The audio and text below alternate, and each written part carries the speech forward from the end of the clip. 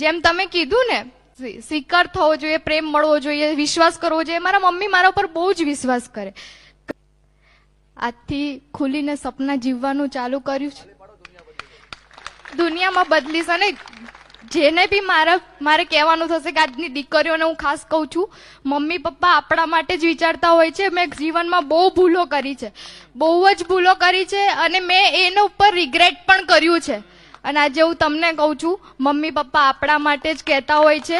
એમનું માનજો, એમનું સહન કરી લેજો. ભવિષ્યમાં જ આજથી 10 વર્ષ પછી, 5 વર્ષ પછી તમે એમ થશે કે મારા મમ્મી સાચું કહેતા હતા, કે મારા પપ્પા સાચું કહેતા હતા, કે મારા નાના સાચું કહેતા હતા. સપના આપણા બહુ મોટા છે મારી વાલી બેન, બહુ મોટા. પણ આમ આપણે આમ સપનું કહીએ ને તો કોઈ આપણી વાતને સાંભળે નહીં. તારી હારે આવું થાય? થાય, બહુ જ થાય. એમ કોઈ સાંભળવા વાળું નથી, એમ ઓછું છે. પછી શું થાય? હિંમત નથી હારતી, ક્યારેય નહીં. થોડી વાર રડી લઉં, પછી ફરીથી સ્ટાર્ટ કરું. પછી આ રડતા રડતા મગજમાં શું થાય? દુઃખ થાય.